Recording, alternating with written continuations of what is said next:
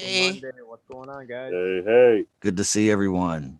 What's happening in your world today, everybody? It's a government holiday. Maybe the government will take a day off and give us all a break. I don't know. Just send you another check. There you go. yeah. Well, I'm struggling with my first deal, but that's another. That's, you're struggling with your first deal. Is that what you said? yeah, I'm afraid I'm gonna lose it. What's happening? Maybe we Well, can help. well, I don't know. I think I kind of overdid it on Facebook where they've blocked me for like 30 days. That was my first thing. That was my Uh oh. first deal, What and what did you do? What did you do? that's the thing. I don't know what I did, Okay. but I think I did like it. I think I did like multiple ads, but I didn't know I couldn't do that, So they went ahead and blocked me. So I'm blocked for Okay. like a month. Okay. Let me ask you a couple questions just so I understand, because this will be educational for me and other people that are doing Facebook too, while we're waiting on our guest to arrive. But um, yeah, are you, when you say ads, are you talking about marketplace listings or group postings or paid ads? I did everything. Okay. All right. Not likely that you're in jail for a paid ad. Okay. Yeah, that'd be Uh, weird. Probably in jail for either over posting in groups or copy and pasting the same thing over in the groups, or probably in jail for marketplace listings that are faux or fake, and Yeah. or they have like a lot of words in the pictures and things like this that might flag. Uh-huh. Does that sound familiar at all? Maybe. Um, well, I was able to post in one group because they blocked me from another group, but I posted under my name, I posted under my company. I did the group, I did the marketplace under my name and under my company. So I think altogether I did like 4 ads. I think that they thought maybe because it was the same ad, I was maybe a robot or something like that. Yes. So Yes. now I Exactly. understand, but I Yes. try to they asked me, I asked them for a review because I took a screenshot, and they had blocked me starting from last Saturday. And then this past Saturday, they then told me that I am this like pretty much done. So my screen went like blank pretty much. And then they told me that I have an option of either logging out or going into dark mode. Hmm. Logging out or going into dark mode. I'm not familiar with that terminology, but a guy here that probably is, he's been in Facebook jail many, many times. He's a Facebook felon. I believe Victor Walker has been in jail several times with Facebook, and he's learned some of these lessons a little bit the hard way. And that's okay. That's how you learn. But um, he may know what that dark mode means or whatever. I Yeah. don't know. I've never heard Yeah. of that. Yeah. Okay. So I'm sorry. I wish I was more helpful, but Yeah. So, the thing with Facebook is you got to really be, you know, small amounts yeah. and switching up the words and Yeah. things like this. You need to be careful because any kind of that sketchy or things that you think somebody that's running a scam would do, they're kind of onto that stuff now. Yeah. So yeah, Yeah. And I also got a scamming flagged as well from what I heard from so that's another thing too. But okay, I'll go ahead and go mute. But Michael Goolsby, I'm gonna go ahead and chat you because you're in Georgia, right?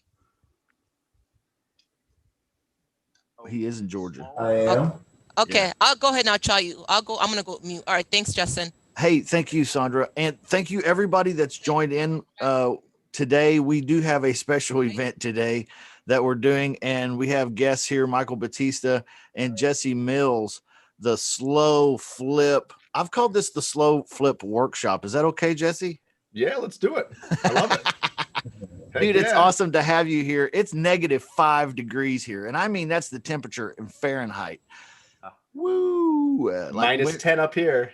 Really? Yeah. No kidding. Dude. Wow. That's crazy. We're that close, actually. It's minus 14 when I woke up, so it's going the right direction. It's supposed to be -15 tonight, I think, and I'm not looking forward to it. It's but yeah, in a way I kind of am, because it kills the bugs, you know. But I got the water dripping, and you guys have to do all that stuff too, or your houses are built really for this kind of weather. Oh, I don't know if he heard me. Did you hear me, Jesse? Yeah, I heard you. I thought I heard someone else talking in the background. Sorry. Yeah, no, for us, yeah, we got. I mean, I've serviced multiple furnaces in the last couple of weeks. So a couple of our Airbnbs, we got some heat issues, and then one of my rentals, we get some heat issues, and yeah, we're doing a rehab on one property right now, and luckily, the guys were working over the weekend last weekend. If they weren't, I have a feeling it would have been real bad if they would have showed up on Monday with frozen burst pipes. So, oh yeah, glad they were there and they caught that it was out. It was vacant. So, yeah, no bueno. Yeah. You want to avoid that stuff if you can. Mm-hmm. Heck yeah. Michael, were you trying to talk, man? And I couldn't hear you. I'm not sure. Was that you? No, I was on my phone was ringing also, so my bad. Oh, Michael, I'm chatting you. Can you look at your chat, please? Yeah, I think that's what it is. Thank you. So let's jump right in. Michael Batista and Jesse Mills, you guys want to just take over and just let's go. Cool. Yeah, sounds good. So we're gonna go over Jesse Mills' slow flip. We're kind of, are we gonna do a case study today, Jesse, or how did you want to run this workshop? Well, so it sounds like from our previous meeting here, number one, we threw out a contest. We got some cash monies on the line. He laid out the gauntlet. Yeah. I laid out the gauntlet. So I want to hear who's got their calendars jammed with appointments this week, who I'm giving some Amazon cash to, number one. And then I think we had a lot of questions. So, I mean, I'd be happy to just jump in with some Q&A. And if there's anyone that's new on, we can kind of go in and not take 2 hours to break down what the slow flip is and what it is. But it's usually one of those things, man, when I tell people about it, like, wow. And it's kind of this, and it's like, how can we make this work? And like, you know, is this a strategy I want to do, or how can I connect the dots with someone who's doing this? So yeah, you know, it's right, that's what we're all about, is just connecting the dots, putting deals together, helping people, and just thinking of how to solve problems, right? Problem solvers get paid. Absolutely. So I guess if we just break it down from the top, so basically the slow flip, what we're doing is we're connecting potential tenant buyers, okay, that can't necessarily qualify for a conventional mortgage for any number of reasons, tax returns, they write off too much, haven't been on a job for more than 2 years. Maybe they had a bankruptcy, divorce. There's different things that have gone on in their past, but otherwise they do still have some money in the bank, and they have a job, and they're generally doing pretty well financially, but that's kind of the profile that Jesse specializes in working with. And that's really what the slow flip is really geared or catered towards. It's not for someone that doesn't have any money. It's not for someone that doesn't have a job. It's not for, someone that has tens of thousands of dollars of Louis Vuitton credit card write-offs, so there's, unless there's tens of thousands more coming in. Right. Yeah, but yeah, exactly. I'm sure there's a whole number of different other types of disqualifiers that you have that are, you just don't want to touch it. But from the sound of the whole program, Jesse, it sounds like you're a lot more lenient than you know, a traditional mortgage, but there's still some things that you look at. Can we go over some of those Yeah. disqualifiers, and Yeah. can we also go Yeah. over what is going to be the main thing that you look at when saying, yeah, these guys are someone I'd be willing to work with? Yeah, that's great. Great question. Great Yeah. question, Michael. That's the first thing I noticed too, man. This is, you know, I'm more of a traditional lease options guy. And the first thing I notice is this works in reverse, starting with tenant buyer and then going that direction. Yeah, So, yeah. So he's asking about how do you know when you got the right one and when you have the wrong one? Right? Is that right? Yeah, I think, right. That's what kind of asking, Michael. Yeah. Yep. Yeah. Absolutely. I think that'll be good to know. Mhm. I mean, anyone here that's done lease options or whatever have you, there's some different things that we're looking at. You know, a lot of times in a traditional lease option, someone might have 3% down, maybe 5% down. We're looking for, usually in this case, someone that has close to 10% down, right? That's going to be strong, and then obviously more. More is better in this case. So let's go over like your main qualifier, like what you're looking at, who's the ideal profile, and then let's go over the disqualifiers after that. Yep, absolutely. So I'm going to tell you from kind of a real estate investor to a real estate investor first, just kind of, not how I go into it necessarily with someone. Number one is money down, right? Because if they don't have the money down, it's just not going to fly. Now, of course, I don't start the conversation with, "Hi, I'm Jesse. How much money do you have?" Right? Like we work this in eloquently and, with conversation, and, you don't get right to the number one. But when you're chatting with someone, you need to kind of know the stuff. And here's the cool thing, guys, is, like we talked before, our program and our system has leads coming into us. We are not necessarily putting a bunch of ads out there and signage and stuff on social media where they're coming to us and they feel like we're selling them, right? They're getting referred. And so this is almost old school's new school, because it's relationships and it's a system. And so I'm almost more interviewing them, right? And I can tell you guys, from experience, when you feel like you're being interviewed versus you're feeling like you're in the driver's seat as far as being sold or not, like what was the gotchas, it's a just different animal. So because they're coming as a referral into us, and that's what I teach, is how that comes to you guys. It's almost more like you already are a step up in the sense of like, hey, I'm asking you the questions. I'm kind of driving the bus, but let's talk about it, right?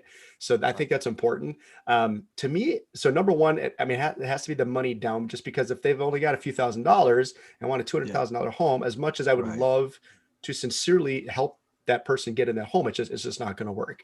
The math just doesn't work. So they have to have the funds down. Then where's it coming from? So I want to know, where's it coming from? Is this your money that you saved? Is this coming all from a relative? And if it's as a gift, right? I'm okay with that, but I also want to know if it's a gift, because if it's a gift, that means you didn't save the money. So if you can't save the money, okay, why is that? Do you just have a spending problem? Do you have an income problem? Do you have a bills problem? Right? But if you don't have a lot of the money, it's coming from somewhere else, you want to know that. And again, this is a lot of the stuff, guys, like, from doing a lot of deals and doing this a long time, you learn with each deal. So when you learn, you're like, gosh, you know what? They had this money down, but I'll tell you an example right now. I've got somebody who, this was like a year and a half ago, 2 years ago, so pre-COVID, right? Where I would do 5% down minimum. We bought a brand new construction home, beautiful, like Lennar home, like 400 grand, 5% down. So number one, 5% is not as good as 10, not as good as 15, certainly not as good as 20. Number two, the money came from a commission. So they were an agent and they said, can I use my commission as an agent to do this? And I'm like, well, I get the commission because this is my program, right? So usually I get the commission, not you.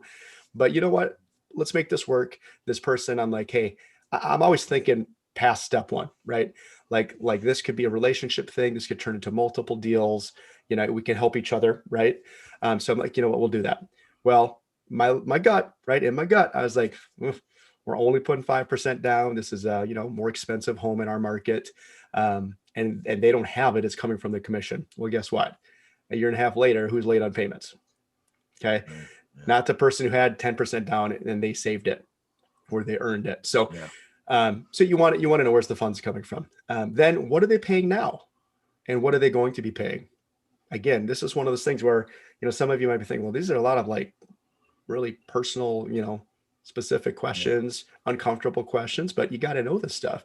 If someone's spending $1,500 a month right now and they can barely save any money, and you're like going to put them at $1,900 a month, you're probably setting them up to fail, which means you're setting the investor up to fail. You're setting everyone up to fail, right? Unless they have a good reason. I've had people I've had to kind of call out, like, just talk to me, what's going on, and they'll say, yeah, we go on vacations too much. We buy stupid stuff. We bought a boat. We eat out all the time. Like, cool. You know what? Kudos to you and props to you for being honest about that. And if you want a home more than you want to just eat out all the time, maybe that's a change you have to make. So, but that's an important question. On the flip side, if they're paying $2,000 a month right now, and we're going to put them at, $2,000 or $1,800 or $2,100, and it's not a biggie and they got all the money, cool. But these are things that, again, in hindsight, when things don't go well, you go, if I would have asked that, I bet you I would have known and had a little insight to what was happening. And then the story. I mean, it really is all about the story. And this is something, guys, that, as you're doing this yourself, you'll start to know more and more. But if you have a loan officer or someone like we do tenant buyer consulting. So even if we're not even working the deal, it's not our deal at all. We have investors around the country that will come to us and we do our tenant buyer consulting. And I kind of call it my pre-approval, and we'll run through everything. We'll review their taxes and pay stubs and W-2s and everything like they are about to go get a loan today, but we know they can't. We know there's something stopping them. So, so if that's the case, then, what needs to change? But, and again, you don't need to know that stuff yourself, but somebody should. So you should have someone on your team, whether that's me and my team helping with the consulting, or you've got a really great loan officer in your back pocket that is happy to do this. Some of them won't, just so you know. You say, hey, here's somebody who can't get a loan. Can you spend, your time going through their stuff? They'd be like, well, no, I got buyers that are going to pay me. I need to work with, not your turn downs. So, just so you know, don't be surprised if a ton of people don't want to do that. But you got to know the story. Like, are they behind right now? Are they not paying things now? Is there a huge, collections of judgments from things that just happened? I always get a little weary when people are like, oh, I haven't paid my house in a few months. Like, a lot of the people you would find who are wholesale leads aren't great new lease option leads. They can be. Now, I've connected the dots there before as well, but sometimes it's a little tough that way. So, but what's, just what's going on? If it was something that happened 6 months ago, a year ago, if it was something outside of their control, like divorce, that's arguable, or arguable as far as was it in your control or not your control.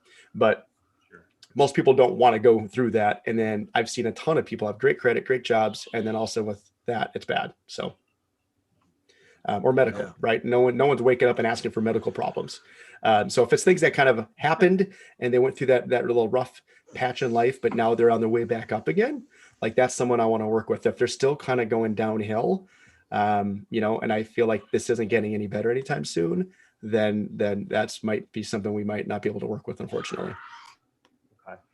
So you have them go through that interview process, and you said that could be done with you, with someone on your team. Doesn't necessarily matter, as long as they've gone through that. They've got the green check. We're good there. Okay, so that's the main qualifier. We're asking them about the money. We're asking them about the story, their lifestyle, right? Yeah. Any potential problems. We're trying to, obviously people could give you the information that is false, but I mean, you run the background check, the credit check, the income verification, the whole gambit basically. And then you're having the loan officer, the mortgage broker, ideally, going through and really kind of running them through that in a double check sense. Does that make sense? He's muted. Yeah, sorry guys. Oh, I'm yelling at my kids from the other room. Hashtag single dad. I got them on the cameras. I'm like, how can I hear you through headphones and two closed doors?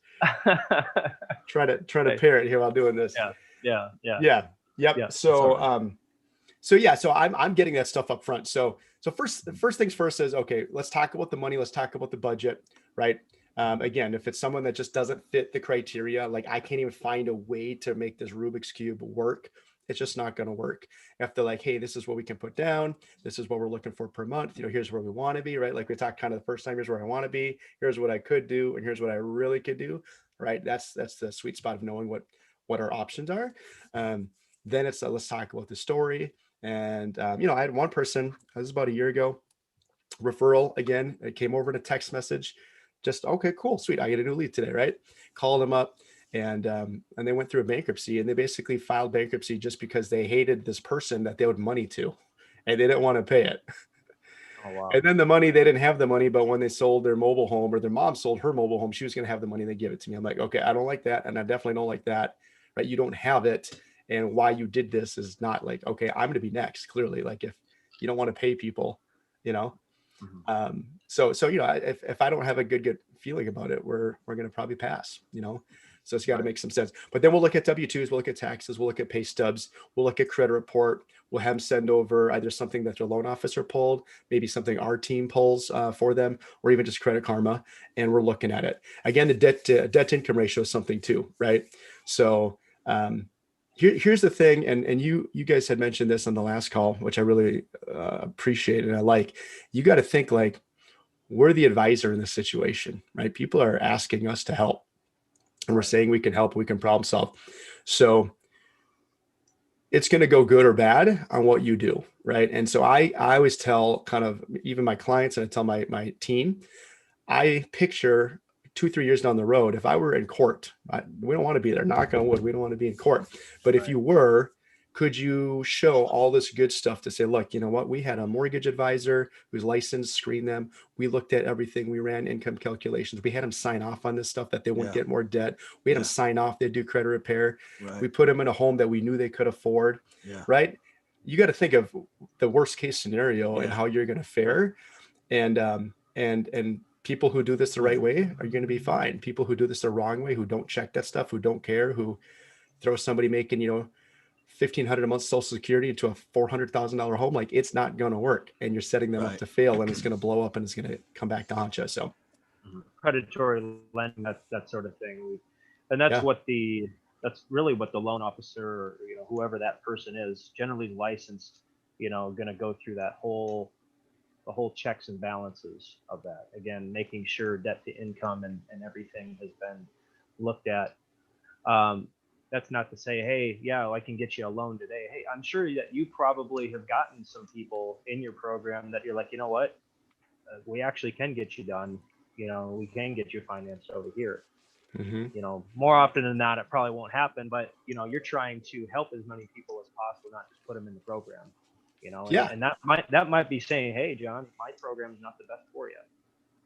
Totally. No, I mean, and that's a thing, right? Is when you're in the business to help people and you have options and you have solutions, like that's what counts, right? So we have people that come to us that don't think they need a rental, and like, oh, I'm good to go. And we look at their situation, we're like, you're not good to go, right? You need what we do. You are not good to go. And the other people who are like, I mean, I get surprised, right? It's you laugh. They're like, oh, my credit's pretty crappy, man. I'm like, okay, what is it? Like, oh, I don't know, like 670, 680. I'm like, get you a loan all day long with that, right? And so again, number one, having that team, whether it's your team or just referral partners, is huge. Number two, that's why I like being licensed, right? Because I can say, guess what? I can get you pre-approved. Talk to so-and-so to get you the pre-approval. Talk to so-and-so on my team. He or she's going to show you houses. I'm not doing that. No, thank you. I don't want to go show 30 houses every weekend. I'll be with my family and hanging out and doing stuff, maybe writing up offers, maybe still at home. I'm not working, but right. That's just what I don't want to do. But I've got people for that, and I'll still take 30% or 50% of that, and I'll kick it to somebody on my team, and then they can go do that, and then they got a lead, and I can get a referral fee legally because I'm an agent, right? So yeah, if they come in and they think they can't and they can, cool. If they come in and they think they can and they can't, cool. I've got options either way. Yeah, that's great. I got a question that may be it might be a dumb question. I don't know. It's no dumb questions. Well, let's hear it.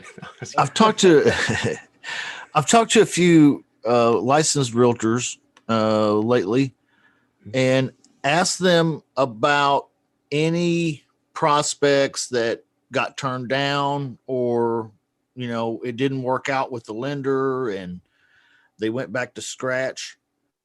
And I was like, hey, we can get them into a place and they can, rent it for a little while, take care of you and the deal and everything. And they said, oh, we do that. It's called Home Partners of America or Home Path or whatever. You know what I mean? And it kind of threw me for a loop now because I'm not horribly familiar with how those programs work. And since a lot of these tenant buyers that you work with come from referrals, now I know they're not all realtor referrals, but some bankruptcy attorneys, divorce attorneys, so on and so forth, maybe other lenders or, but what do you say to a realtor, or how are those programs not the same as what I'm talking about? You know what I mean? Mm-hmm. No, and I'll answer, and I'm not going to say this just because it's your show and I'm the guest. It's a great question. Well, thank you. Yeah, Thank you. no, that's a great question actually, because again, when you are learning these different types of real estate and problem solving ways to help people, you want to be the expert, you want to be the go-to. And so being the expert is knowing what's going on, knowing who your competition is, knowing what other options are. Where are you in the food chain? Like, are we better than this person, or heck, are they better than us? And here's why. So Home Partners of America does a lot of what we do. In fact, when I first heard of them a few years ago, I'm like, who the heck are these guys? They're doing exactly what I'm doing, except for they got hundreds of millions of dollars. Sure. They got that Wall Street money, that hedge fund money. Yeah. And I'm like, oh shoot, like crazy, right? So it's like, what us local investors do, but on a huge, huge scale. Again, there's always pros and cons to everything. So the pros, I'll give you the pros right now with what Home Partners of America will do. They pay agents 100% commission. Okay. So if I got an agent who wants to refer someone to me and I'm going to maybe take a little cut of it, and they could go to Home Partners, they'll say, Jesse, why would I do that? I could go to Home Partners. Cool. You can, but you also have to do a heck of a lot more work. Right. And I'm not saying anything negative. I'm just saying my personal experience. Okay. But my personal experience from other agents I've spoken to, many, it's tougher sometimes to get a deal done because they can be pretty picky on the properties. There's oftentimes they'll put multiple offers in many different houses and they don't get it.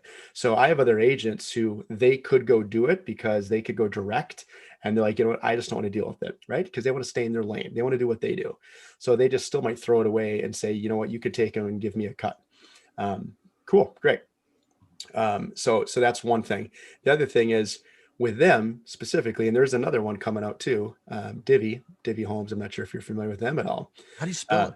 DIVVY, DivvyHomes.com. Yeah. Mm-hmm. Very similar program, similar concept, a little different.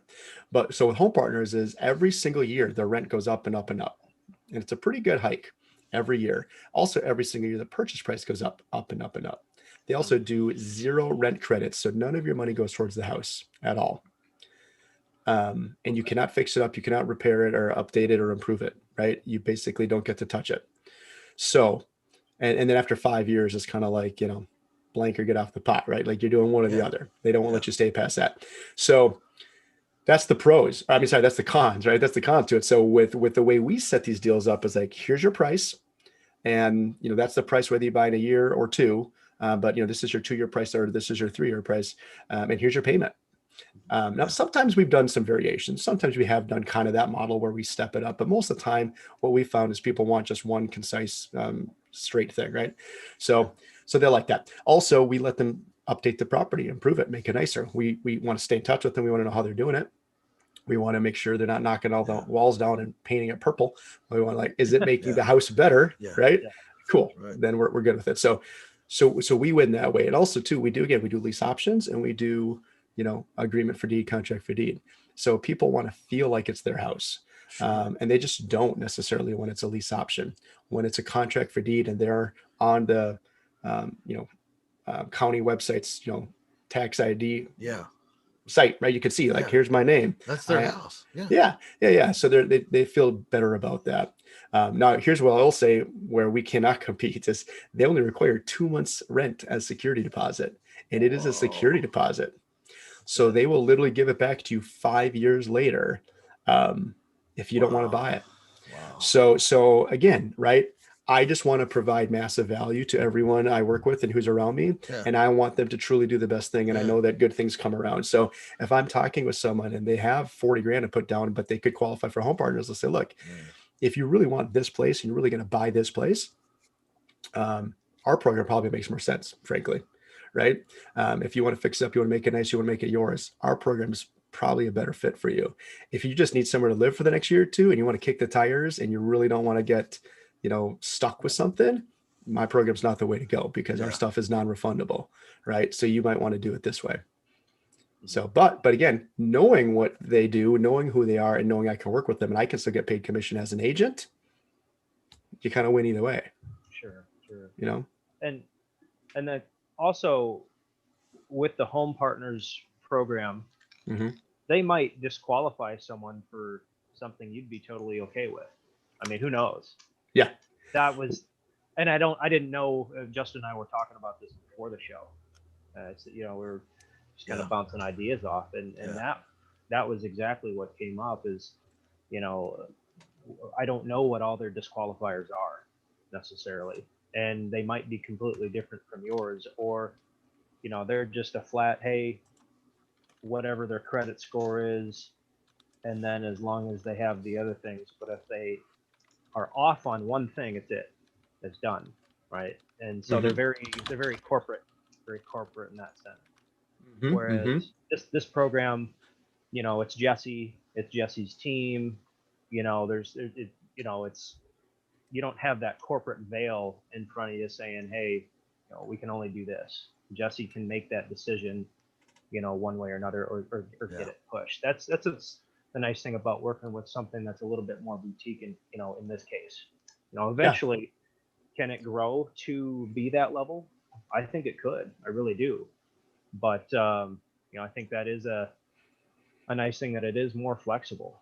I haven't heard about Divvy, so I'll just kind of look at their information sometime. But yeah, I mean, and there's always going to be other competitors and other different types of opportunities that come with something similarly structured. It's interesting though that you mentioned that, Jesse, as far as you guys do the lease options, but you also do a contract for deed. How does that conversation come up, and when do you decide to flex it from a lease option to a contract for deed? Great question. Don't let me forget that and talk myself away from that. But I want to say one thing first, because when you talk about when home partners might not be able to do a deal, right, or vice versa. One of my best deals I ever did, it was a record. So I got the text message from a buddy of mine, an agent who knows home partners, by the way, right? So not even a lot of agents even know it. He does. He's done a lot of them. And he said, hey, I get this home partners lead and they can't qualify because they're in an active bankruptcy. So like they're in the middle of it right now. What? Yeah. Wow. Yeah. And I'm like, okay. I'm like, so far not sounding awesome. Like, why you hit me up? And he's like, Right. but they've got like, I think it was 60 or 80 grand to put down. I'm like, oh, okay. I'm still listening. Let's go. They have 60. If they're in bankruptcy and they have 60 or 80 grand, they have to put down, right, on something, or they're going to lose it, right? Yeah. So here's the thing. So I got this lead on a Friday. I hit them up immediately, right? Yeah. Every lead I look at, every lead's like an ice cream sundae. It's slowly melting. Sure. So you want to get that while it's ready to go. So I hit him up ASAP. I said, hey, let's go meet for coffee tomorrow morning. We met for coffee the next morning on a Saturday morning. Wife was mad. It's Saturday. I thought we were hanging out. I thought we were going to do some family stuff. I'm like, we are, but I got to go meet these people first. And then the rest of the day, you're all mine, right? So we met hour and a half, heard their story. They have a business and they were going through their business partners screwed them over, was taking money, and their attorney advised them that they do this. Okay. And again, I don't mean to get super detailed with the details and lengthy, but here's the thing, guys, is I want you to, something's going to like ring a bell on someone you've worked with or you will work with, right? When you hear this stuff. So I'm like, okay, yeah, your attorney is telling you should do this. This is the only way to get out of this nasty partnership. They had the money. They were still making like 6 figures a year. So that's why they're going through the bankruptcy. Again, Yeah. it comes back to the story. I'm like, okay, story makes me feel a lot better. You can't help that you get screwed Yeah. over by a business partner. You still have money. You still have money in the bank, and you're making money every month.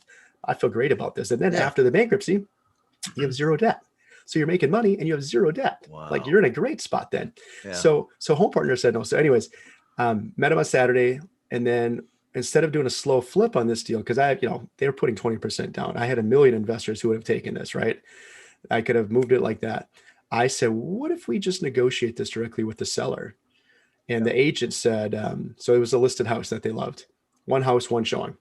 That was 2 days. That was on Monday. I was on a Monday. So I met them on Saturday, and Monday we looked at one house. They loved it. They said, this is the one. So I went to the seller, or that seller's agent, said, hey, would you guys do a CD on this? And she's like, oh, no. People don't do contract for deeds. They don't want to do that at all. And that's the response you're always going to get, right? Always. Because people don't understand it. They don't think they're going to get paid. I'm like, no. You'll get paid your full commission. And we can have this thing closed, frankly, in 2 weeks instead of 4 to 6 weeks. Just saying. Yeah. So I threw two offers, and one was buying it with our investor, and then one was a CD. And which one do you think was better, right? CD, no appraisal, no inspection, close in 2 weeks. Right. One with the bank was, a month and an inspection, all that. So I basically steered them into like, which one should I take? Yeah. We closed it in 13 days. And I made $24,700 on that deal. Wow, great. So almost 25 grand. And that was a turn down from Home Partners. And how happy are those people? Pumped. I mean, are you not their favorite dude in the entire universe right now? Well, and here's the thing. Honestly, I said, look, guys, instead of me going and buying this property and then you working with me and I'm in the middle, I'm just going to hook you up direct. And I'm going to give you, and they got a better monthly payment. They got a better rate, and they put less down. They still put a good chunk of money down, but they put less down than what they were willing to put down. So they're like, holy crap, you are awesome. And they were super pumped, and it worked out even better for them. And I got, just shy of 25 grand in my pocket in 13 days from when I got the referral to when we closed on a lead that someone else technically could have done the same thing, but he just didn't know how to put it together. Again, it's a friend of mine, but he just said, I don't think I can work with this. Here you go. Right? That's the power of knowledge. That's the power of knowing how to take these things and work them. So when you do a contract for deed versus a lease option, usually I base it on how much money they're putting down. The more money down, the more likely that we're going to do a contract for deed, because again, they want to have more kind of teeth in the deal than if it's a smaller amount down.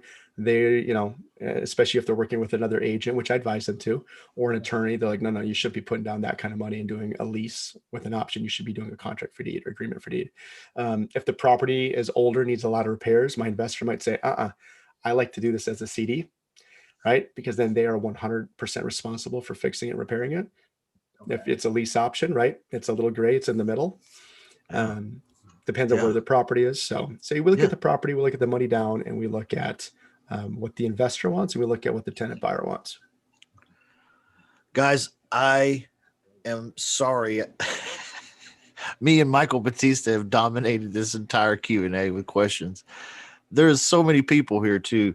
There's 21 people in the Zoom room. There's a bunch of people watching us out on social media. Thank you, everybody that's participating. We love you. This is a normal VIP Q&A that we do every week for our VIP members. But we have a special event going on with Jesse Mills today, a slow flip workshop. So he's doing Q&A, and we've been dominating it. And my apologies. Anybody here in the Zoom room want to speak up and ask your questions? You've got better questions than me. What are they? You got awesome questions, man. I got some questions if you can hear me. We can hear you, Steve. We can't see your pretty face, though. Yeah, man. I don't know. Video's not working for some reason. It was on, then it kicked off. I don't know. First off, have you got any inbound sites that you want your tenant buyers to go to, where they would start filling out information? I do. Yep. I have a carrot site. So an investor carrot site where they go to. Good question. Here's the thing. It depends on your lead source and your quality of lead. Now, of course, you don't always know your quality of lead up front, right? That'd be fantastic if you always knew, but you don't. On my leads that come in from more public marketing I do, and people who don't know us really well, I like it to go through the carrot side. I like it to go through the funnel. I have a VA that then filters it. We have an email campaign that goes out to them. Tell us your stuff, right? What's your income? What do you think your credit is? Bad credit's fine, but what do you think it is? Right? Because I want to know, where do you fit? Do you fit here? Do you fit here? Do you fit here? If it's a good lead from someone who's worked with us before, or is referring people to us, no way. Like, you never make somebody jump through 3 hoops when it could be 1 hoop, right? So if it's good, I'm like, you send me a text, group text, or an email, copy everybody. And I have a team now, which is awesome. So I have a tenant buyer specialist who's helping me with these. I'll loop him in on it. And it's just like, let's go. Like, right? Speed. But if you don't know if it's a good lead, or you think it may not be, I would rather them screen themselves out by answering some questions. Is this something you share with us all, or it's just a private type of thing? And if you don't want to share it, I got it.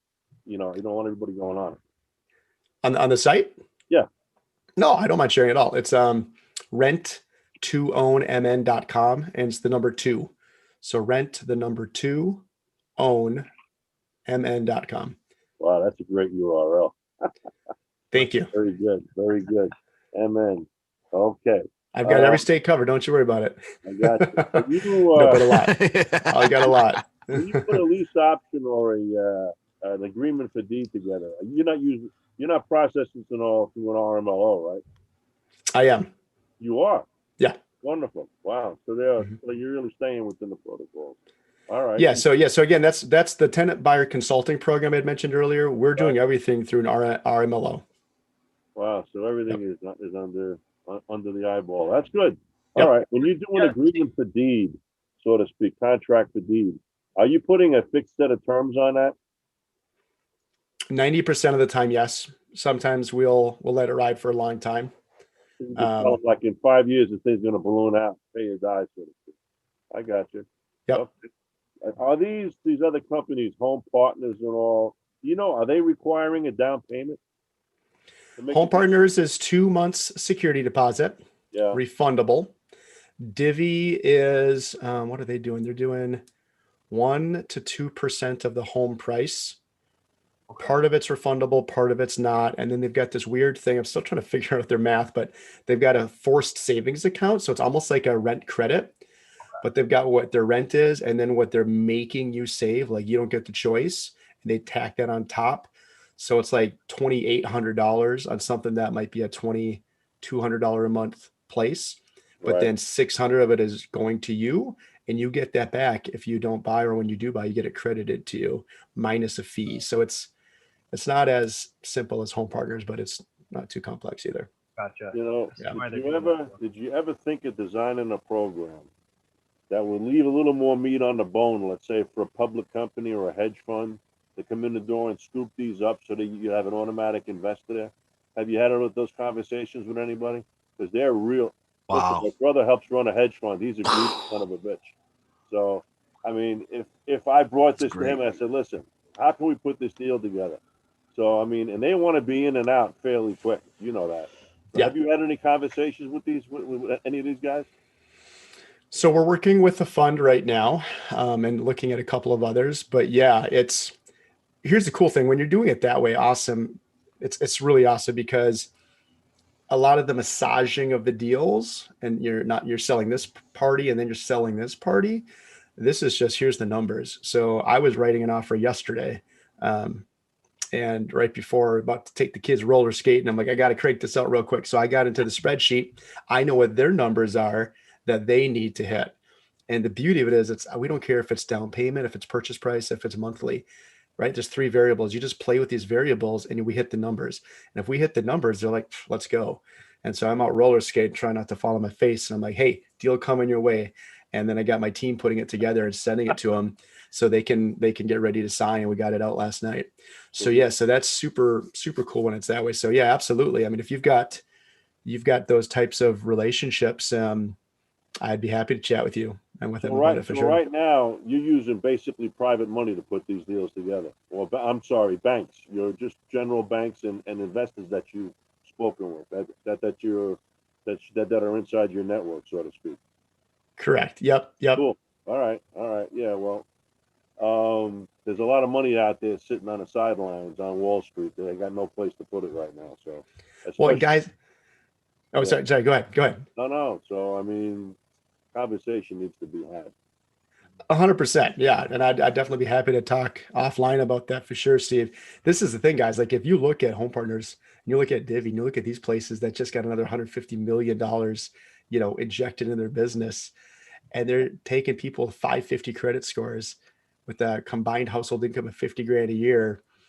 And again, I'm not knocking that in a negative way against the person. I'm just saying against the situation, the risk factors versus, somebody who's making, 100,000 a year and a 650 score, but they still can't qualify. Oh, and by the way, they put down 10% down.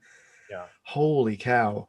So, I mean, it's a little bit different business model. They just want to have houses filled and this rent coming in and premium rent. Well, But Wall Street understands risk and reward. absolutely. But they don't want to be in for a long period of time. Why they like this model is Mhm. it's probably 2 to 4 years, or 1 to 3, or 3 to 5, whatever. They can fix that in, and they can. I'm telling you. I mean, I come from consumer finance, and I had lines of credit, 85, 90 million for my warehouse lines of credit, and those guys were weighing risk. How they did this, I don't know. One bad operator could have wiped the slate. But those same lenders are out there now. They're out of one market, and they're looking for a place to put money. And 80, 90 million, it sounds like a tremendous amount of money. That's peanuts for these hedge funds. Right. So, but you got to get in the door and make a big splash, but you got to start somewhere with a track record, So with some small companies with some mezzanine financing, whatever, to get started. So That sounds Yeah, absolutely. And that's, I see a comment here about leveraging other people's money, right? That's what this is. So again, number one, there's many ways to do this, right? I'd love to get involved putting a fund together for this. I think it'd be easy. I really do. I've done 2 of them already, so yeah, it's absolutely. a little bit different. So I'm gonna bow out. If we're gonna chat, we're gonna do it off camera. But thank you, sir. Appreciate all the information.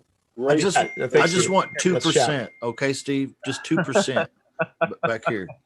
If you got a quarter of 1%, you can retire and all your family and all the kids for generations. I see you like to negotiate as we go along, so that we can do that too. It's not his first rodeo. Yeah, no, Steve, let's chat about it. I'd love to chat with you more about it offline for sure.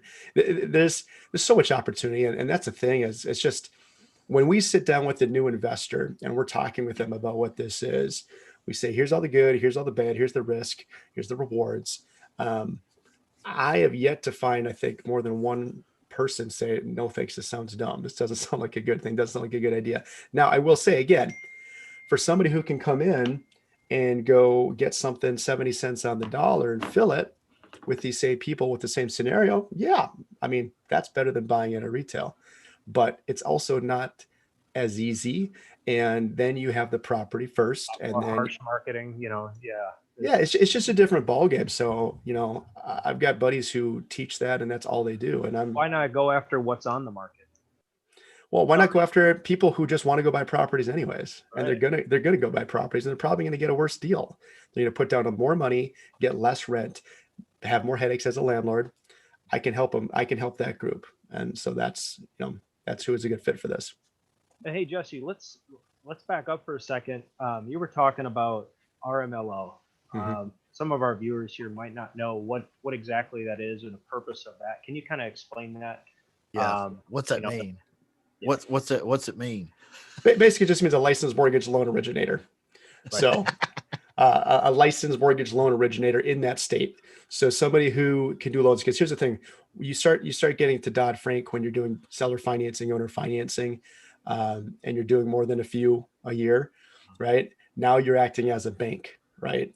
You're not just a seller; you're acting as a bank, and so you have these stricter criteria to act even more so in the person's best interest, which again, I think is a good thing, right? I think when this is done right, it's such a freaking win-win-win for everyone involved. It really is. It's just another way for people to get into a home and for people to get paid and for people to grow their business. Yeah. When it's done wrong, it makes everybody look bad. So yeah. So when you do it this way, you have a licensed loan originator, mortgage loan originator, whatever abbreviations you want to use, that is putting it through their eyes, which again, I spent 15 years doing that. So I know that very well. And we have a team of people we work with that will do that for all of our peeps. So again, we're betting on. So the reason that happens is because, why that's required is because of Dodd-Frank. And basically this states that we can't purposefully, go and find someone and put them in a property that we feel that they are going to default on. That's called predatory lending. It's against the law. That's why this RMLO is required, just to show that, good faith, we did everything in our power. And, this guy over here approved it, to make sure that they can afford the payments, they can afford, the whole down payment, the process, and just making sure everything is well documented. Right. So that's really the reason that exists, is because of Dodd-Frank.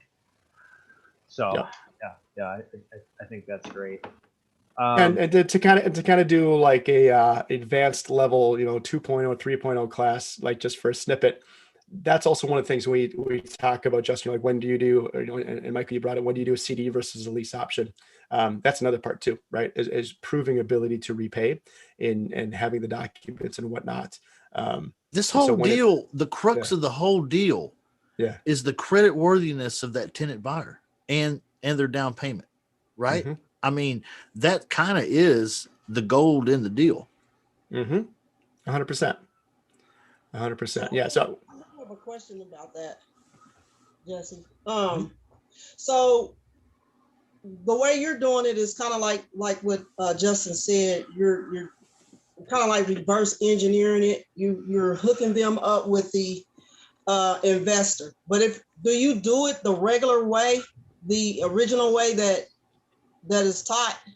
The more traditional. The traditional way. And if you do, are you a little bit more lenient on the end tenant buyer? Like say for instance, you got a house, you're trying to get rid of it, and you got all these people that's coming and they're pretty well much trash. You got a lot of trash. I call it trash. Sure. Okay. Well, then you have some that may have the money but don't have the credit. Then you got some that's got the credit and they don't have the money. Right? Like, how do you handle that situation if it's one of those situations where neither one is really a good fit? Well, if neither one's a good fit, then it's just move on, right? But to answer your question, that's a good question. I do regular lease option deals and regular owner financing deals as well on my properties and with other partners and help clients too. And again, I prefer to do it the slow flip way, and it's easier and faster, I think, to make money and to do more deals. But I will do it the normal way or the old way or whatever. And yes, I'm not nearly as picky because I already got the place, right? Yeah. So like I got a place right now. I've already got it. So I got to fill it, which I've got the people, and actually they worked out awesome. But yeah, I won't be nearly as picky because I already have the place. Again, it's always, let's look at the whole situation. You can get a regular tenant with 1 month's rent. You can get a regular tenant with a couple grand. That's still better than 1 month's rent. I can get a tenant who's going to fix and repair things and have 2 months rent. That's still better, right? So you gotta just always compare it to what you could have, or what you compare it to what you got. So yeah, I don't say you have to have 10% down and really fit all this stuff, but it's still, at the end of the day, it still comes down to the story always, right? Yes. Yeah. Can I piggyback on what LaShonda's question? So can you talk about the pre-qual team and how that, I don't know if you talked about it already. Sorry, I don't know if you talked about it already. I was on the phone, but I know you're like associated with the pre-qual team because you said that if that doesn't work, you also do traditional lease options. And how are you coming to that with that team? Did you already talk about it? Nope. I did not. Okay. So what Sandra's referring to is Paul Ritter and the pre-qual team, right? Yeah. Yep. And mycreditteam.com. And I've known Paul for a few years now, and we have very similar businesses that overlap. What is it? And mycreditteam.com? I believe so. Yep. I believe that is it. Pull it up and see if it goes there. I know Paul too. He's well recommended by some of the most renowned coaches and gurus in this business. Ron McGann, you know, talks about them even. So, you know, going up the ladder. So yeah. So you're working with pre-qual team, mycreditteam.com, Paul in particular? Yep. Yeah, screenthetenant.com is his site for doing tenant screening. Yep. And that's actually really good because I hadn't got there yet, and I wanted to kind of talk about that part of it. So for me, it's the story. Why are you getting told no from the banks, and what do we need to do to turn that into a yes? Okay. Yep, exactly. That's it right there. Yep. What they do is kind of before me and after me. I would say I fit in very well in the middle. So they're going and doing the actual rental application, right? Criminal, background check, eviction check, sex offender check. I'm not doing none of that stuff, right? I have no desire to do that part of the business. I do it, but I don't do it, right? So I'll use Paul and his team for that stuff. Here's the thing with credit, sometimes credit's not the issue, right? That's one of the big misnomers is you don't always have people with bad credit scores. You don't always have people who need credit repair. I've done tons of lease option deals with people with scores that are good enough to get a loan. It's not the scores. It's the other things. It's their employment. It's their taxes. It's self-employment. It's they can't prove all their income. It's not just crappy credit that needs to get cleaned up.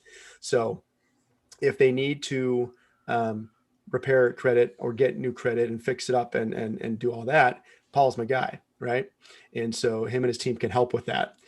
Then what I do is really, we dive into the mortgage part. So with our tenant buyer consulting, we're really diving in, and Paul does this as well with the debt to income ratio, but we're looking at the rules and the guidelines today from loan officers who are doing mortgages today, right? To say, okay, well, you don't hit this guideline, or you don't follow, or you don't fit into this rule or this guideline. We need this to change. They need a roadmap. They need homework. They need to know what to do to go from a no to a yes, and to know how long, right? It's not just credit. Credit's kind of a crapshoot, right? You can't just say, hey, I think you need 3 months. I think you need 6 months. I think you need 12 months. I mean, Paul's probably one of the best guys there is who could tell you that, and his guess is going to be better than most people's. But credit, you just don't know. If you had a bankruptcy a year ago, the rules for FHA right now is 24 months past the discharge date. It's hard and fast. That's it. So someone who's sitting with a 640 score, they're cool. They're good already. No, that could get better for sure. I'm not saying that's a great score, but it's not horrible. They could qualify, but that's not their issue. Their issue is they had a bankruptcy and it hasn't been 24 months past when that happened. So they got to just sit and chill for another year. Now, while they're doing that, hopefully they don't screw up their credit more. Hopefully it gets better. Hopefully they do the right things. You know what I mean? So I say, yeah, go to screenthetenant.com for everybody to start out and do the background check and criminal history check and eviction check and sex offender check. They'll also help with the docs and the income and asset docs. Then we can come in as step 2 to really dig into the mortgage to make sure that they're going to do everything they can to get the mortgage when they're ready. And then if they need to repair and fix credit, then they go right back to Paul and his team to do that part of it. Man, that's really interesting. That's cool too. So how much does that screen the tenant cost? So we should get Paul on here. We should have Paul on here. I think it's around 110, 120. Hey, Michael, maybe 100. Get him on here. Get Paul on here. I'll give him a call. He and I have talked about it. It's been a while, so. About 20-ish. That's cool. That'd be great insight. Mm-hmm. Yeah, for the credit repair, and then the application is in that $50 to $100 range per person. So I don't know. We're just this one. We send it off and get billed and do it. So yeah. But yeah, it's super affordable and it's worth every penny. And you wanna have all that information, and people can seem great and they're not, and people can seem horrible and they're great. Right. Right. And You people just like don't to know. lie a lot too, I find. They do. Yeah. Yeah. There's some liars out there.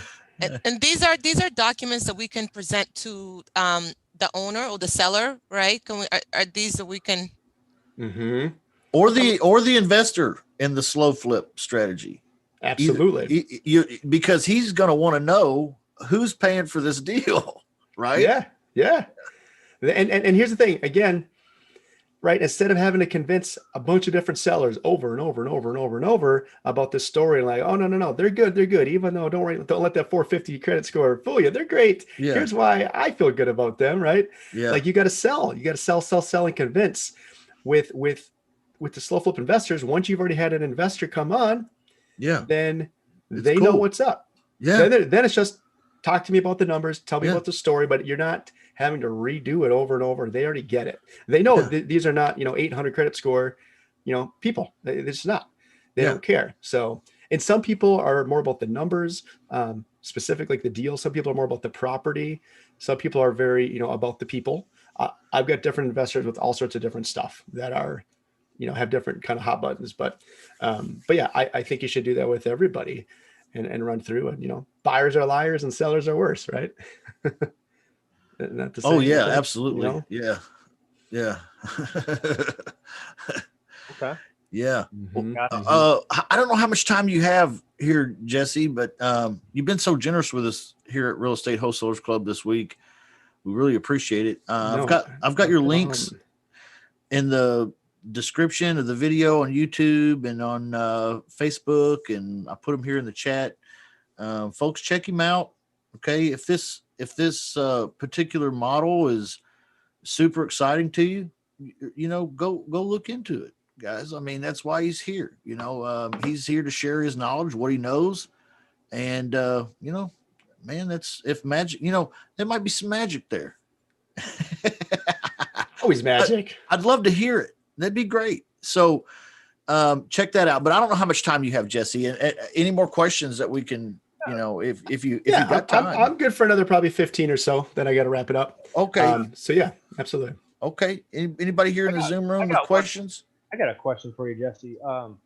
So if you're getting a referral, if you're getting a lead of some sort, typically, I mean, you might not know this. I'm sure you probably track this though, but let's say how many leads typically come into you before you're like, okay, this is a deal. Is it like 1 in 2, 1 in 5? I mean, what do you typically see that makes sense? Yeah, I think tracking your leads and your KPIs, most people don't do it that well, if at all, and some do it and some do it really good. We could definitely be better at it than we are to know those numbers. I wish I could say off the top of my head, I should be able to do that really, but I would say right now, probably 1 in 2 to 1 in 3, legitimately from our referral sources. Like if an agent or a lender is texting me or sending me a message in Facebook or Instagram with a lead or an email, I know it's 1 out of 2, 1 out of 3, it's going to fly. Because again, I train them and I talk with them, and it's not once a year. It's, I communicate frequently and say, hey, anyone we can help. Here's what we're looking for. And so they just kind of know, and I've got some people still that haven't worked with us long and they still send us, some garbage leads. And it's like, hey, I'd love to be able to help, but we can't, unfortunately. This is what we're looking for. Now, when it comes in from like a property I already have right now that I'm marketing for, and it's on Craigslist and it's on Facebook Marketplace, right? Yeah. 1 in 50. Yeah. 1 in 20, maybe on a good month, maybe, right? It's a game changer. That's on seller first. When you're doing seller first versus buyer first, it's a game changer. Yeah. Be great to be able to help all the other, 20 or whatever, but they just kind of go into a buyer's list, pretty much. Well, and again, to kind of go back to the beginning of the show, talking about the home partners and Divvy, when you've got other people, you can still make things happen, right?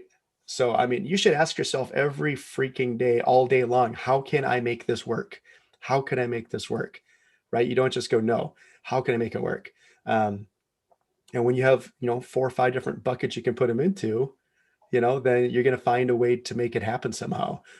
That's why I think it's good to know those. It's competition, but it's also collaboration. Yeah. Also too, like, I want to know, like, everyone that's on here right now, everyone who's on here, and if you're watching this and listening to this later on, I want to know if you're doing lease options at all and what market you're doing lease options in. Okay. Because if you've got properties and you've got sellers, but you don't have the right tenant buyers, hello, that's what we do. Right. Wow. So let's talk. Yeah. Right. Because if I've got someone who's got maybe Yeah. $8,000 down and they want to go buy a $200,000 house, 10% of 200,000 is 20 grand. They got 8. I can't help that person. But you know what? If I've got someone who might even be a competitor in my market, and I know that he or she has 4 or 5 houses available lease option, and they would take 8 grand or maybe close to it, I can get them up to 10, get them up to 12. We got a deal, right? And I helped him with his or her business, and I got a deal done with someone that was my junk lead. So everyone's got junk leads. How can you monetize and convert your junk leads the best way and easiest way? That's great. That's great. So it's another way you can collaborate. It's part of being a creative real estate investor, right? How can I make this work? Mm-hmm. This doesn't fit in the box. This has a little hair on it. Yeah. Guess what? Good thing my box isn't made of plastic, so I can mold it. I can change that box to how I need to, Yeah. And so you're working, you're able to work directly with agents, directly with mortgage officers, but you're also able to work with kind of people that talk to those people and bring a deal too. Correct. Yep. Right. Oh yeah. So, and I'm sure a lot of people are wondering how does that work out for them if let's say they call up an agent and they say, hey, I've got this I've got this program. It's a group of investors. Here's what they do. It's kind of like Home Partners, but here's how it's different.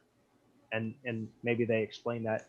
And a week later, they send a lead. They send someone, and we call up Jesse and we say, hey, Jesse, I got a lead from a realtor in such and such market. Here's the situation. How does that work out for that? Is that something that you can help them with? Is that something that you can somehow partner or monetize them in some way, shape, or form? So yeah, then to make sure I understand you correctly, when you say that's someone, so who is that someone? That someone is like someone here who gets that lead from a loan officer from a realtor? Right. So like, let's say I went out and I talked to John, he's an agent in Springfield, Missouri. And I explain this process and John sends me someone and then I hand them to you. Like, how does that work out for, monetization wise? Yeah. Yep. So I would say a couple different ways we look at it. So I don't do any joint venture deals with people who are not in my coaching program. Right. As far as JVs, unless it's a partner, like we've done deals before in the past, like Mike, like with us and people I've done deals with. Unfortunately, I wish I had the time to do a lot more of that. In my experience, what I've found is it's a lot of work and a lot of education, and I'm doing most of the work. And sometimes it works out, sometimes it doesn't. So those who pay attention. As cheesy as an analogy that is, I know it's true for me. I know when I'm slapping down some money to invest in something, I'm playing hard and I'm serious with it. So for folks who are in our group that are there every week and are wanting to do deals, that investment comes back very quickly and very easily. If it's a market that we're doing deals in right now and you have a potential tenant buyer, we can definitely talk about that and see if we can make something with that work. But ideally it'd be someone who is in our group, in our slow flip coaching family that we're helping, put the deals together. So someone that's spent time, they've really dove into the program, have trained on it, right? Not just someone who saw this on YouTube and wanted to throw you a lead. It has to be someone that's like invested in that, understands it top to bottom, or is, pretty good as possible. And now they come to you. So that way you're not wasting your time. Yeah. Yep. I mean, if it's a slam dunk deal, and I think everyone's got a different idea of what that is, but if it's a slam dunk deal, someone says, hey, look, I know someone and this woman's got 4 rental properties and I think she would have loved this and she wants to do more. Now just connect us, right? As that landlord or that investor might be a slow flip investor, then yeah, we have an affiliate program and we're going to be paying out, $500 to $1,000, maybe even $2,000 as an affiliate just for helping us get introduced to that person, right? And same if it's a really good tenant buyer who fits all that criteria. But we're trying to kind of mix and match in the areas that we're in as well. We got 5 minutes, guys I got a and gals. I got a quick question. Oh, Steve sorry. and then Addie. Hey, just a quick question. With gathering, rolling back on your I don't know, information that you know all about banking and mortgage companies and all that. What's available on the market today? How competitive is it? Are there banks or lenders out there that'll write a consumer on a house regardless with just 20% down and look the other way? Or those deals are few and far between? No, so I've got a couple stated income programs. You do not have to show any proof of income taxes or anything on an investment property. So not on a owner occupied. Has to be an investment property. Of course, it has to cash flow. There's a minimum debt coverage service ratio it has to hit. Rates are definitely higher than normal, of course, but they're not outrageous. I would say you're going to be maybe 1 to 2% higher than the market. Sure. And so, as of this recording, you're probably going to be in the 5s to 8s range for that without proving any income though whatsoever. Have to have 20% down. And oftentimes they have between 1 and 2 points on the deal and there's a prepay. So that's not my go-to. If I can talk with any of our investors and they can just go get pre-approved for a regular investment property, I want them to do that. Or again, with a commercial lender who knows exactly what's going on and it's an in-house portfolio deal, that's perfect. If it's cash, obviously all day, every day, or a line of credit. But yeah, for someone who says, hey, you know what, I can't qualify income-wise, but I got the 20% down, there are options to make that happen still. And this still could work for that. If your investors, if you're bringing a 20% down deal to one of your investors, you bring it to your bank. Is your bank asking that investor to do recourse or can it get out of it with non-recourse? Usually recourse. Typically. Okay. Yep. Thank you. Yep. Thank you, Jesse. Yep. Absolutely. Awesome. Addie, what did you have? Hey, Jesse. So, based on the challenge, right, I was able to get email addresses, but it was just for real estate agents, right? I got about 25 of them that said they have investors that are interested. They all supply their email addresses. But I have 2. Actually, I have a lady that said she's a buyer. She can talk today at 2:00. And then there's another broker. He said he's available anytime today. So I don't know. Wow, Nice. Addie. And then I have Addie making a another run for the agent. gold. Wait, Comes and after I have Bob. another agent that says she has investors that have a portfolio of single family homes in South Carolina that they're trying to sell. So, Okay. So those are the things that I have. So how are we gonna work on that? That's a lot. How's it looking, right? Yeah, I like it. So, okay. So I love the list of people and the addresses. That's good. I love that you got a day and a time and today. That's fire. That's awesome. And so yeah, great job on that. I mean, so yeah, and before I've got a little bit here, another probably 10 minutes. Did anybody else run the gauntlet? That's what I'm saying. Who's on the gauntlet? Who's anybody else run the gauntlet? Or am I just giving all the money to Addie? I'm happy to. Who's washing his car? Yeah, who's flying up to Minneapolis and washing my damn car right now? Right. Minus 15. So I have lists, but it's not qualified at all. But I did do to connect with some folks here in my area. So I have a list, but it's, I haven't really made any connections with them. So what's your list, Victor? Left a couple of messages. Local realtors and real estate brokers in my area. Okay. Great. Okay. Good. Yeah, I got a list too. All right. I got a list as well, but I don't think does as good anyone as have any the last. appointments? Anyone have any appointments this yeah, week? the appointment thing is, yeah, that killed it. I can call him up real quick. Right. Give me You had till noon today, my Give me a man, to do couple. that. Give me a few hours. Yeah, speaking on the list and the contacts and stuff, I'm assuming that you have a regular sort of system that you use to stay in touch with all your people, because I imagine that your list is growing. You can't get on the phone with these people every single day, so you're sending them stuff out, or can you give me an idea what that looks like? How you make sure that you stay in touch with your people so they all know that you're still working. Yeah, absolutely. And so when you say people, are you referring to investors specifically? Yeah, either one. I'm assuming you have campaigns kind of set up for each one of them, so to speak, where you're, touching base on a regular. Yeah, yep. So we have a campaign set up right now. I'll be honest. We know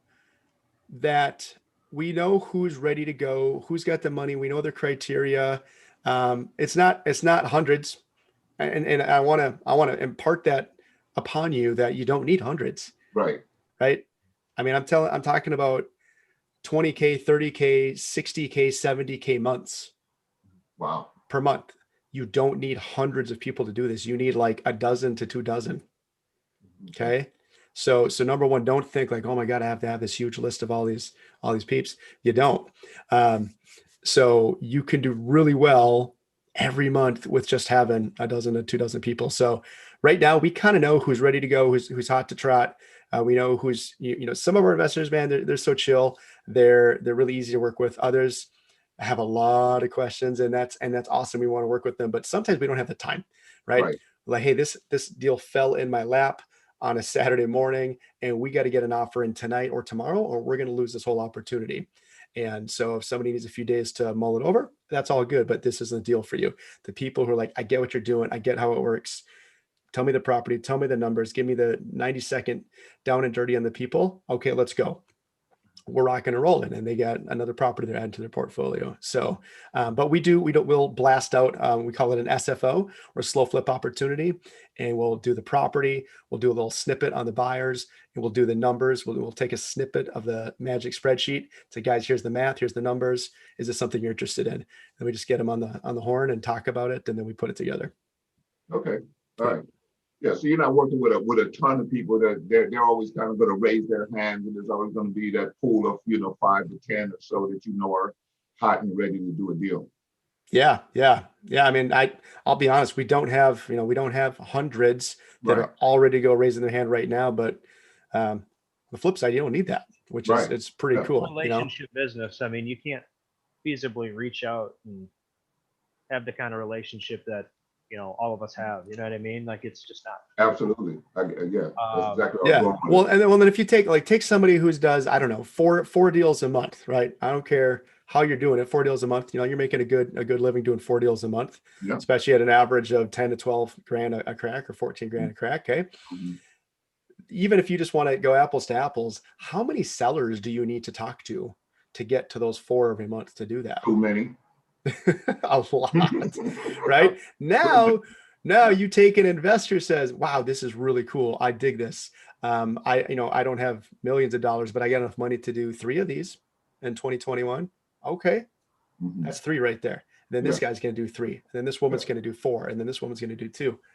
I got 4 people. I just covered half. I covered 3 months worth of deals. So that's another pretty awesome part of the strategy. Yeah. Did you speak about the investor structure a little bit at that beginning? I got in a little late. Or would I get more out from watching the masterclass? Probably get a little bit more from watching the masterclass. So here's the thing. So the masterclass goes into all of this, I think, very well. I've got example deals. I mean, Michael, you've seen it. Like it's content. I talk about the program for a little bit at the very end. It's hour and a half, 2 hours of just content, Q&A, going through example deals, how I found this, how I mix a match. Here's the thing too. I have got a webinar that I did just for investors. And I don't think it's great. I don't think it's amazing, but it's having good success because everyone who's watched it says this is cool. I'm fired up. I get it, and no one's like, oh, this is stupid. Everyone's like, okay, how does this? Yeah, what's the next steps? Tell me more about it, right? And so I got lucky on it, I guess. But I will give that to anybody who wants that. Okay, maybe pop in a lease option secrets in the Facebook group of mine, lease option secrets. Get in there. Make sure you put in at least a couple. I ask a couple questions. So I'm vetting out the bots and the ghosts, right? So answer the questions so I can let you in, and then I'll share that with you guys. But that's awesome. So you could literally send that link out to someone, right? That you're like, hey, I've talked to 4 or 5 people. Send that out and say, just watch this, right? It's 25 minutes. And if they say, wow, pretty cool. What's next steps? Bam, get them on a call. Now, one of the things I do for our slow flip group coaching family, every Tuesday and Thursday, I have an hour blocked out where we basically do this, and they can bring in their interested investors that they have. So any current landlords that they know or who want to be a landlord, who want to be an investor, they can invite them. I think we do that. Let me see. I always screw up which day is what. Tuesdays, we're doing new investors. Okay. Okay. So Tuesdays at 4 p.m. Central, we're doing new investors that want to hear. So instead of me giving this, rah 90 times, it's one to everybody. And it's best if they've watched that 25-minute free webinar first. Then this can just answer questions, and they're ready to rock and roll. Yeah. If somebody wanted to do that and get someone on board, even if you don't even join my program, you don't do anything with me at all, and you have them watch the webinar and you have them show up to this, and we do a deal, I'll pay you out. Okay. I'll pay you an affiliate just for that, just for saying, check this out, watch this, and show up on this day. That's it. But it'd make a lot more sense to join the program and make a lot more money than just that affiliate fee, right? And then on Thursdays, we do the same thing, but with realtors and loan officers. So I'm hopping on and I'm saying, hey, here's how we take your turn downs, turn your trash to cash. You get paid. You look like a hero. And we can do this every single time this pops up for you or your team or your company. And we explain that to them too. So that's every single week. And then our group calls are on Wednesday. So that video is not in there right now, though. Well, once you join the group, it is. Oh, it is? Okay. Yeah. But I mean, once you join our group, you can do it. But again, guys, if you have a really good lead, I'm not turning down anyone's leads. I want to help. I want to help you, even if you're not joining the coaching program, the JV program. If you've got good leads, we can go that and hit me up offline, and I'll send you the information so they can show up. So is the goal for you, Jesse, to try and build up a super team, where you got 100 guys out there, 100 gals, just bringing deals into this funnel? That kind of your main? That's part of it. Yeah, that's part of it. I mean, it's just more fun when we're doing it together and people understand it, Right. Yeah, absolutely. And I mean, I'm mixing and matching every month myself with my team here locally, and then I'm showing other people how to do the same thing in their area. But again, I mean, I've done 3 deals with one of my students where they had the investors, and they're having great luck finding the investors. They're not finding the really good tenant buyers because I've always got them. So they're like, well, if you got this one and I've got this one and we mix them together, let's go. And so great, so they're getting paid. I mean, they've paid back their investment within a few months, and then keep getting paid. We've talked about that too on the show is when you're taking one hat off and putting another one on, it stops this train completely. Yeah. You know what I mean? And sometimes it's nice to just, okay, I'm going to focus on one thing, be really good at that, and outsource everything else. Right. And so that's, I mean, if you just want to do this, bring in, potential buyers, bring in potential investors, they're both equally important for this. Totally. At the end of the day, so yeah. I think the opportunity here. Hey guys, Jesse here. So just got off the phone with a new tenant buyer. Yep. To me. I heard me talking to me. Steve's got me dreaming still. Steve D. Yeah. Talking about these investors. Yeah. Right. Yeah. Hedge funds and all that. 2%. Every time, right? Every time. No, you know what, Michael, and you bring up a really good point, because here's the thing, like, we've known each other for a while, right? And I think even a few years ago, when I was still doing loans, I was still doing mortgages. I'll be honest and happy to say, like, it took me a lot longer than it should have taken me to basically pick my boys up and say, hey, you know what? I'm throwing it out there. I'm going to go all in and do what I really love to do.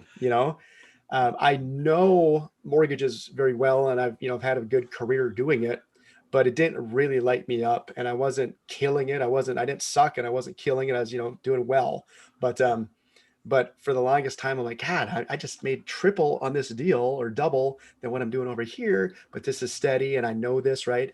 And I always preach, like, dude, if it's not making you money, it's not making you happy, don't do it. Why do it? Right. So it took me a lot longer. And then when I really stopped trying to do like 8 things, like, oh, I do this, I do this, I do this, I do this, and I honed in on it, my income has shot up a lot, and my time has actually kind of come back to me a little bit. Yeah. And it's better. So that's the one thing, right? I think for anyone who's investing, especially when I talk to new investors, and Justin, I'm sure you know this, and Michael, you know this, if someone hates being on the phone, hates talking to sellers, it might not be for you, and that's okay. Yeah. Right. Maybe your role, or you get a partner, you get a teammate. Yeah. Do something else. Do the marketing. Go pull all the numbers. Like, if you hate it though, you're not going to want to do it, and then you're not going to do it well, and then it's not going to make money, and then you're going to say it doesn't work. Well, no, it doesn't work because you don't like to do it. Because you don't like to do it, you're not doing it. Right. So, and some people like, can I get this push button system where things just fall in my lap? And like, well, no, you have to talk to people. Right. You still have to sell. You still have to close. You still have to help. So whatever you're doing, that's what real estate investing is so great about, is there's something for everybody. But if you don't like something, think about that, and don't make yourself like it. Well, look at it this way. I mean, based on the type of profits that are in this deal, even as a joint venture partner, was that 25% of the deal, roughly? 50% of the deal. Okay. On the last call you talked about, you made $9,000, I think, on that one. So they'd make $4,500. Right. So that pays, unless you're living very lavish, right? That pays, pretty much all of your living expenses. If you do 2 deals, right? I mean, you're at what, $9,000 a month, 108K a year. I mean, you're doing pretty well just doing 2 deals. Yeah. I mean, you don't have a boss. Other than, Jesse working with you on these, but you can kind of do it at your leisure. You're not, clocking in and doing that. You work when you want. You do things when you want. And if you have a really well-oiled machine, you could probably set up Facebook ads, set up campaigns, set up a small team that pre-quals, and then you just talk to the buyers potentially that makes sense, or talk to the investors, that would love to do a deal like this, right? And then connect the dots. That's really all it is. And if you just want to do that one thing, I mean, eventually you probably don't even have to do that if you have the right team built up. So, and I mean, you could kind of branch off, but Jesse's making this very easy to just be like, hey, sure, I'll take this entire branch, this entire hat. I've got the team to send them to me, and we'll split the deal. Slam dunk. Yeah. I can. You just have one of the pieces. I mean, you got 2 of the pieces. Great. I'll just help you connect it. If you got one of the piece, I might have the other piece. Or maybe someone else has the other piece, right? I mean, I would think if everybody just wrote down a list on a piece of paper and just think of every single person who's an investor in real estate right now, or who wants to be, and just do a brain dump, get it on paper. And then you do another list of every single loan officer, whether it's 1 or 2 or 10 or 50, and every single realtor, between those 2 pieces of paper, we can make you tens of thousands of dollars. Guarantee you. And if between those 2 pieces of paper I can't help make you tens of thousands of dollars, well, we take Justin's or we take Michael's, and then we take those pieces of paper, and we can do this and make tens of thousands, maybe tens of thousands a month. There you go. Awesome. Guys, he's been here for about 90 minutes now. We need to wrap up and let him go. He reminds me of the preacher at church. He's He's the only guy in town that has more closings than the real estate agent, right? You know, he's like, in closing, 15 minutes is all I have. But it's been like 30 now. So we got to cut him out. We got to let him go. Love you, dude. Thank you so much for being here. Thanks for having me, man. I appreciate it. Guys, And, jump in Jesse's group, Lease Option Secrets. If you have any questions, you know, throw them in his group on a comment. Send him a DM if you have questions. He'll help you out. This has been great, man. Thank you so much. This is super fun, guys. Thank you so much, and great to meet all of you who we got to chat with. If we haven't had a chance to chat, I'd love to help anyway. Ken, Justin, thanks so much for having me on. Michael, thanks for having me on. And yeah, let's get our call booked here for this week, because there's a lot of dots to connect. Yeah. For Love sure. you guys. Thank you, everyone that's participated here. Michael, Batista, thank you for being a part of this. And also, let me just name off the names here. Steve and Victor and Addie and Larry and Sandra and Crystal and Ed, Jerry, Jose, Carl, LaShonda, Marvin, Melissio, Michael, and there's been some others that were here and had to hop out. But hey, everybody that's watching, thank you. Thank you for quick watching. question. Jesse, are you available for the call at 2:00? Yeah. Okay. I'll send you a deal. 2 o'clock today. Yes, please. Oh, 2:00. Yeah. I can do a quick one. Yep. Let's talk to me afterwards here. Send me, Addie, send me your info real quick before we go. As I say, I don't want to throw out the gauntlet and not deliver on it. So Addie, I mean, you seem like you ran that gauntlet full of fire and knives coming at you, and you're on the other side. I need to find who's number 2. So who's got a list? Who's got people who's got any appointments this week? Anybody? Everybody gets to wash this car. Okay, so I'll be swinging by your house in a big van. I'll pick you up, and we'll all go up and wash Jesse's car. I'm gonna be making calls. Hashtag free sponges. You know, that's good. While we're on the way, you can make your calls then. Okay. Right. Stay warm and have a good trip, guys.